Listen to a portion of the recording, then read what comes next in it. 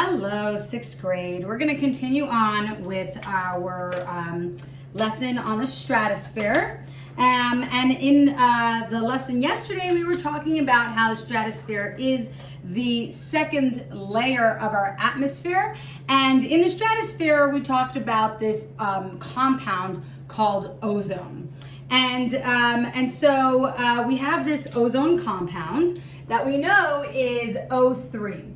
And we know that that is an there are three oxygens in this compound bounded together. But the bonds are going to be slightly different for each of the oxygens. So we have a center oxygen, then we have that attached by a double bond to another oxygen, and then we have that attached with a single bond to the other oxygen. And by the way, just so that you know, sometimes the ozone is going to attach where this middle oxygen attaches double bonded to this oxygen and single bonded to this oxygen. But you can also have a compound, the ozone compound, where it's double bonded to this oxygen and single bonded to that oxygen. By the way, in chemistry, this is called resonance, and this basically exists in two different forms.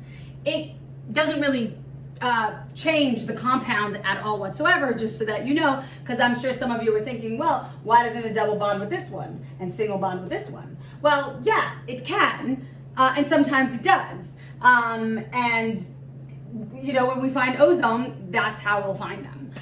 So it comes in two different ways. All right, so that's just the side point.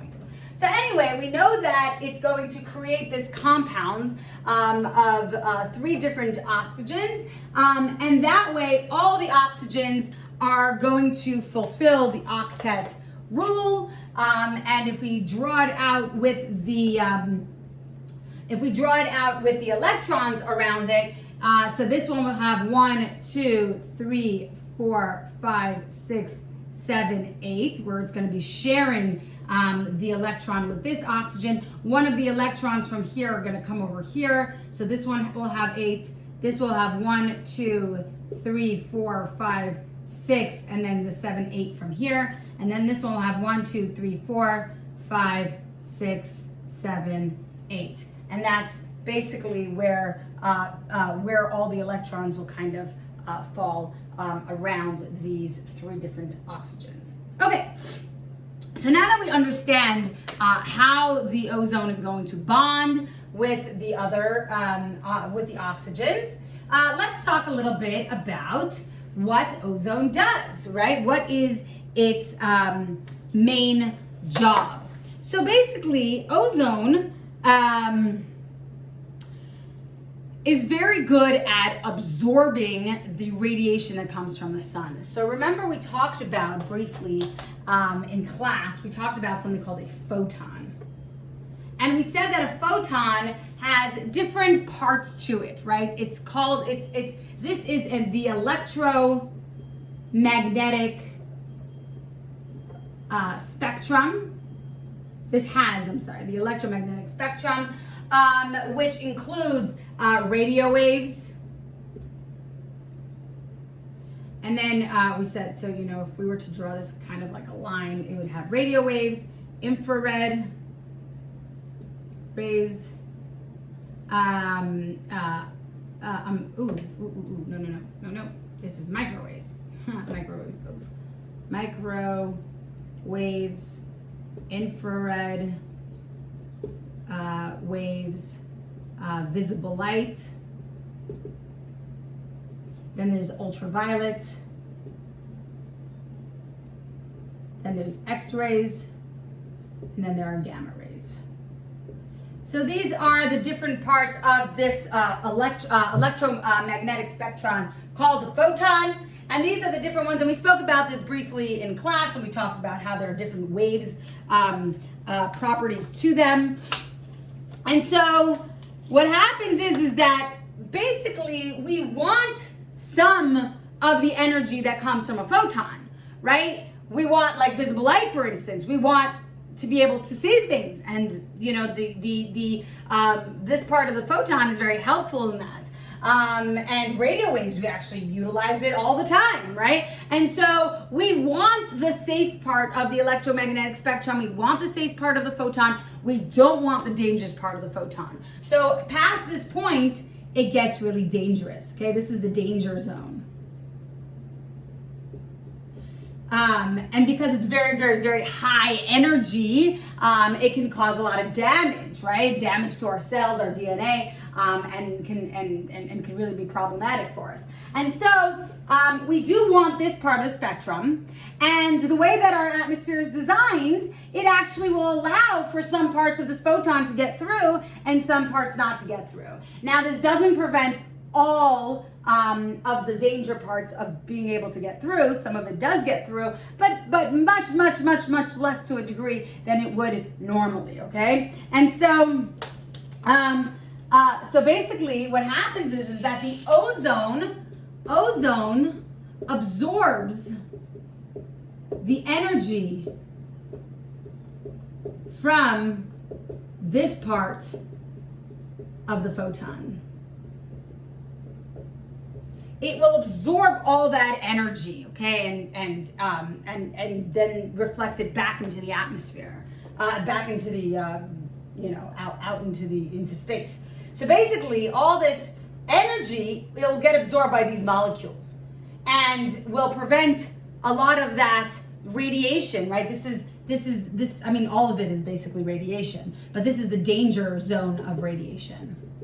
And all that radiation will be reflected back into the atmosphere, absorbed, and will not come down to Earth where we reside, where it can be very, very, very damaging. Because radiation, by the way, it does have the potential to kill living things. It can pass through skin, right? These very, very deadly rays, X-rays, gamma rays, ultraviolet. It can pass through the skin and actually cause damage to the cells, the DNA that's within the cells. And next year we're going to talk more about DNA and how does it actually determine what our cells need to do and how to function and what to look like, right? And that's going to be very, very important. So if there's any changes to the DNA, then it can be very problematic to our bodies as a whole, our ability to function, and even our survival. So having that ozone layer is really, really, really, really crucial in protecting us from these very, very dangerous parts of the photon. So now I want to talk about, we hear all the time, the ozone layer is depleting, the ozone layer has depleted, right? So, I think it was like back in the 80s where they realized that there's actually holes in the ozone layer. And basically what happens is that the ozone is not keeping up. It's not there. There's basically, if we have a layer of this ozone, so let's draw it out as kind of a layer, right? We notice that there are holes in it. And so there are these broken parts. And if there are broken parts, right, what did we talk about with radiation? This radiation can now get through and come down to our Earth. And so like I said before, some radiation does get through. We don't want that much. And so when we have these holes, it could be really problematic to us here on Earth. Now, what causes the holes? That's what I want to talk a little bit about today. What actually causes depletion in ozone? So there are these molecules called CFCs.